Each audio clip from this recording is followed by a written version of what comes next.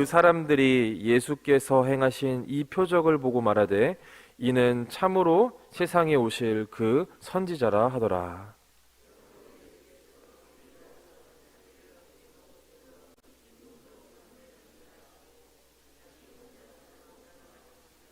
저물매 제자들이 바다에 내려가서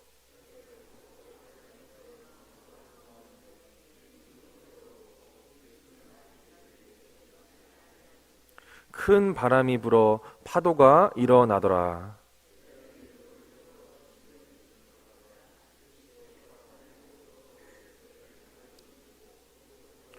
함께 읽겠습니다.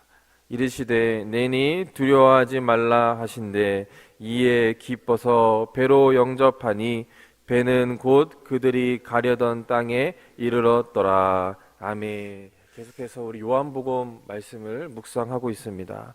오늘은 요한복음에 기록된 예수님의 7가지 표적 사건 중에 그 5번째 표적에 대한 말씀입니다.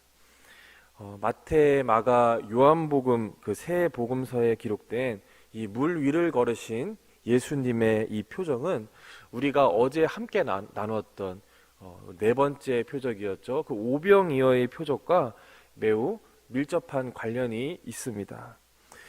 세 복음서의 기자가 모두 이 사건을 오병이어의 사건 그 다음에 바로 이어지는 사건으로 모두 기록을 하고 있는 것을 우리가 볼 수가 있습니다. 어떠한 혹자들에 따르면 이 두 표적을 하나의 표적으로 보는 경우들도 있습니다.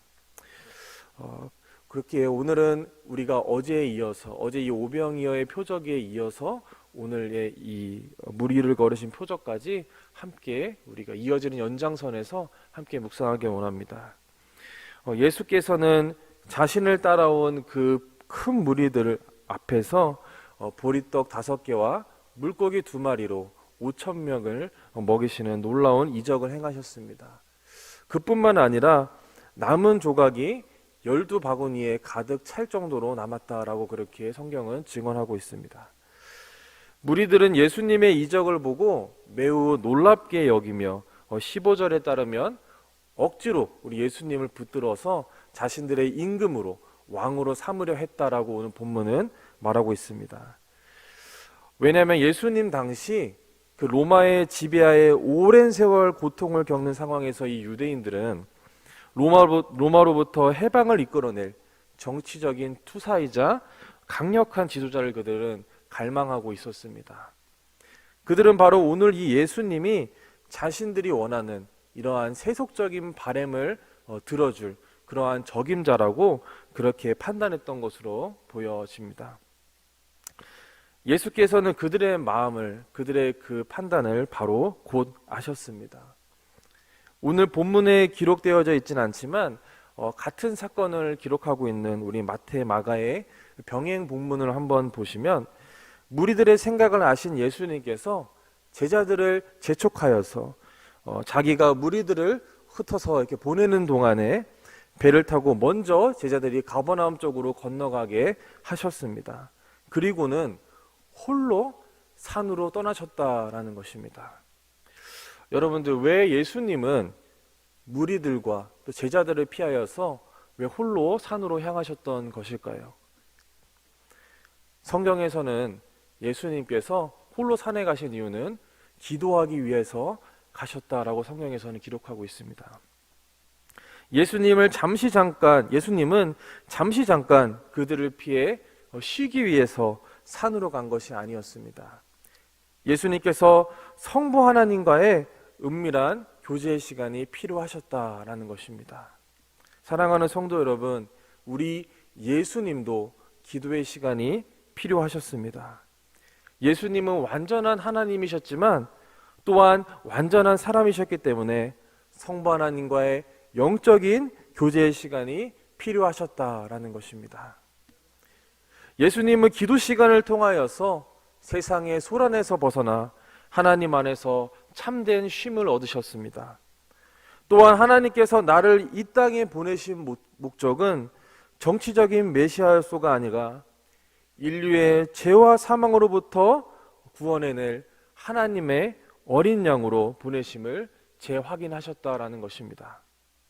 그 기도 시간이 있으셨기에 우리 예수님께서는 사단의 강력한 도전과 그 유혹에서 동요됨 없이 잠잠하게 당신에게 주어진 길을 걸어 가실 수 있으셨던 것입니다. 이것은 오늘 우리에게도 마찬가지일 것입니다. 우리들 역시 사단의 도전과 세상이 주는 유혹에서 흔들림 없이 하나님의 뜻대로 살아가기 위해서는 반드시 하나님과의 영적인 교제의 시간이 필요한 줄로 믿습니다. 오늘 바로 이 기도의 시간이 우리에게 그러한 하나님과의 깊은 영적인 교제에 있는 시간이 되기를 간절히 바랍니다. 예수님의 말씀을 따라 제자들은 그 배를 타고 갈릴리 바다 한가운데로 이제 나아갑니다. 자, 그런데 제자들은 그 바다 한가운데서 큰 어려움을 만나게 됩니다. 다 함께 오늘 본문 6장 16절에서 18절까지의 말씀 우리가 한 번 더 읽어보겠습니다. 저물매 제자들이 바다에 내려가서 배를 타고 바다를 건너 가버나움으로 가는데 이미 어두웠고 예수는 아직 그들에게 오시지 아니하셨더니 큰 바람이 불어 파도가 일어나더라. 아멘. 오늘 제자들은 그 바다 한가운데에서 큰 풍랑을 만나게 됩니다.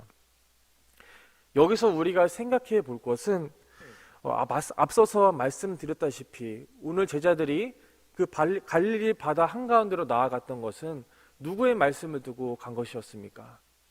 예수님의 말씀을 듣고 그들은 그 바다 한가운데로 나아가고 있었다라는 것입니다. 그런데 그곳에서 오늘 제자들은 큰 풍랑으로 인해서 고난을 당하였다라는 것입니다. 물론 갈릴리 바다에 지리적인 영향이 있었습니다. 실제로 갈릴리 바다는 사방이 산으로 둘러싸여져 있고 해수면보다 200m 정도 낮기 때문에 해가 지면 공기가 식어 찬 공기가 산허리를 타고 내려오면서 그 바다 가운데 종종 돌풍이 변하여서 바다 한가운데 큰 파도가 일어나곤 했다라고 합니다.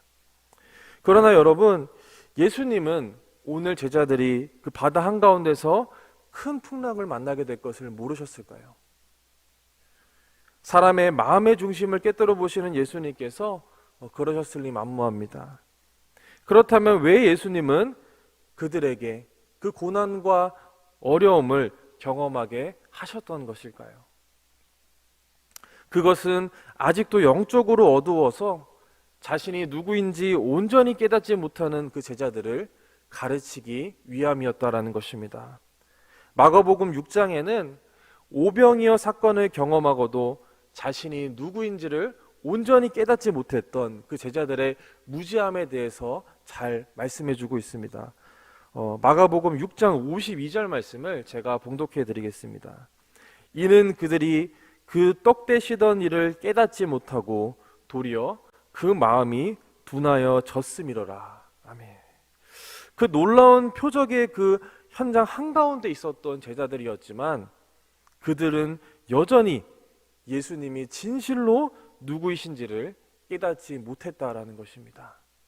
아니, 도리어 그 마음이 둔하여졌다고 성경은 이야기합니다. 어쩌면 예수님의 제자들 역시 당시 자신의 욕심을 쫓아서 예수님을 따르던 그 많은 무리들과 별반 다르지 않았을지도 모릅니다. 오늘 예수님의 제자들을 그 풍랑 가운데로 보내셨던 이유는 여전히 깨닫지 못하는 그들을 자신이 누구이신지 더 명확하게 계시하심으로써 온전히 깨닫기를 바라셨던 그 사랑하는 제자들만을 위한 예수님의 특별한 은혜의 가르침, 특별한 수업이었다라는 것입니다. 밤 사경쯤에 그 풍랑 가운데 여전히 노를 젓고 있는 제자들에게 오늘 예수님은 찾아오셨습니다. 다 함께 오늘 본문 6장 19절에서 21절까지의 말씀을 함께 읽겠습니다. 제자들이 노를 저 10여리쯤 가다가 예수께서 바다 위로 걸어 배에 가까이 오심을 보고 두려워하거늘 이르시되 내니 두려워하지 말라 하신대 이에 기뻐서 배로 영접하니 배는 곧 그들이 가려던 땅에 이르렀더라. 아멘. 예수님은 고난 가운데 있는 제자들을 오늘 찾아오셨습니다. 예수님은 물 위를 걸으심으로써 제자들에게 나는 전능하신 하나님이심을 보여주셨습니다. 계시하셨습니다. 사랑하는 성도 여러분, 예수님이 전능하신 하나님이심을 믿으십니까? 어떠한 사람들은 예수님의 십자가 사건은 믿겠는데, 다른 건 다 믿겠는데 성경에서 말하는 그 예수님의 표적 사건과 예수님의 부활은 믿지 못하겠다 하는 사람들도 있습니다. 여러분, 이는 예수님을 온전히 믿는다고 할 수가 없습니다. 하나님의 전능하심을 믿는 것이 온전한 믿음인 줄로 믿으시길 바랍니다. 그러한 믿음을 가지고 우리가 주께로 기도로 나아갈 때에 전능하신 하나님의 능력이 오늘도 우리의 삶 가운데 임하실 줄로 믿습니다. 밤 늦은 시간 예상치도 못한 그 예수님의 모습에 제자들이 얼마나 놀랐겠습니까? 그들은 유령인 줄 알고 매우 두려워했다라고 성경은 말합니다. 그때 예수님은 제자들을 향하여서 이렇게 말씀하십니다. 내니 두려워하지 말라. 두려워하지 말라. 우리 마태 마가복음에서는요, 두려워하지 말라 하시면서 또 말씀하십니다. 안심하라 말씀하셨습니다. 고난과 어려움 가운데 두려워 떠는 제자들에게 오늘 주님은 찾아오셨습니다. 그리고 그들에게 평안을 허락해 주셨습니다. 우리의 인생에도 어두운 날이 찾아올 때가 있습니다.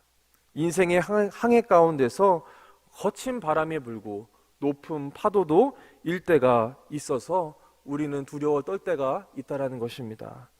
그럴 때 우리를 안심시켜 주실 분은 여러분 누구이십니까?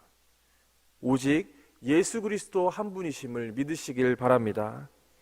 예수님만 바라고 의지함으로 나아갈 때에 세상이 줄 수 없는 평안을 우리에게 허락하여 주실 줄로 믿습니다. 그러한 은혜가 오늘 이 시간 우리에게 있기를 간절히 바랍니다. 마지막으로 오늘 본문 21절을 보시면 제자들이 예수님을 그 배에 영접하였을 때 어느덧 배는 그들이 가려던 곳에 이르렀다라고 말합니다. 구약시대의 한 시인도 이와 같은 여호와 하나님의 은혜를 인생 가운데 경험하며 노래하였습니다. 시편 107편 28절에서 30절 말씀을 제가 봉독해 드리겠습니다.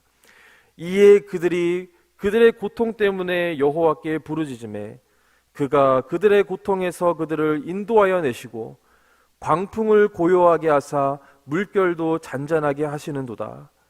그들이 평온함으로 말미암아 기뻐하는 중에 여호와께서 그들이 바라는 항구로 인도하시는도다. 아멘. 여기서 바라는 항구를 개역 한글 성경을 보시면 소원의 항구라고 그렇게 이야기하였습니다. 오늘 제자들이 예수 그리스도를 그 배에 영접하였을 때 그들은 가려던 소원의 항구에 이르렀습니다. 마치 이와 같이 우리가 오늘 우리 예수 그리스도를 내 삶의 온전한 주인으로 우리가 모실 때에 주님께서 우리를 소망의 나라로 인도하여 주실 줄로 믿습니다. 왜냐하면 성령 하나님께서 인도하여 주시기 때문입니다. 성령님의 그 인생의 모든 순간순간마다 함께하여 주심이 우리들에게 성령 하나님께서 조력자가 되어주시고 격려자가 되어주시고 중재자가 되어주시고 또 위로자가 되어주실 것이기 때문입니다. 바라기는 오늘 그러한 성령 하나님의 인도하심이 오늘 저와 여러분들에게 있기를 주님의 이름으로 간절히 소망합니다. 함께 기도하시겠습니다.